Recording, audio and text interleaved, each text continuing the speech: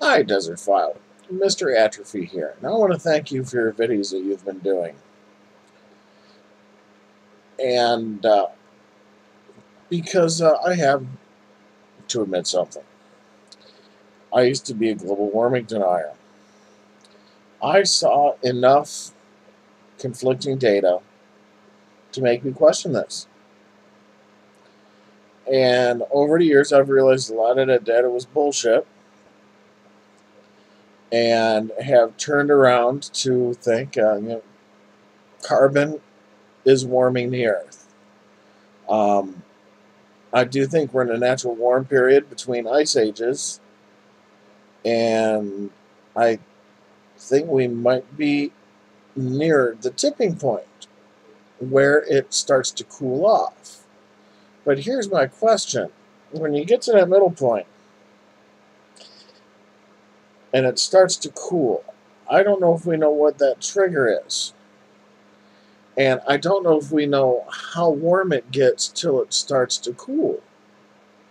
How warm can we get before we pass that up? When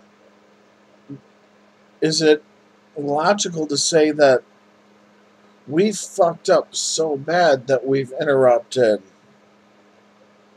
a major ecological event?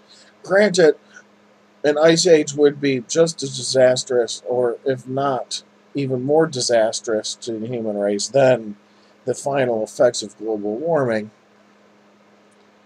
So there's that. But my other question, and really long term, this is my huge fear. It isn't the warming.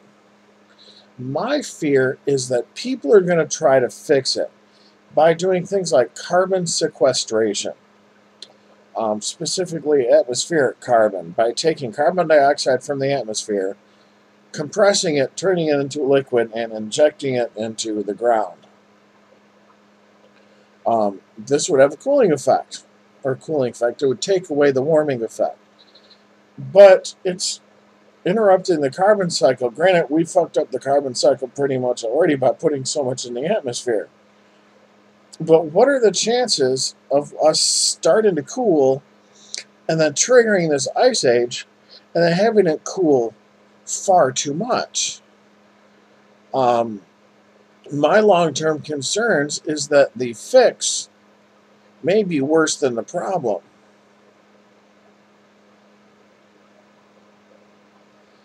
And so when I get in arguments about the climate change, um, my concerns, the things that I'm worried about, are completely different than what most people are worried about.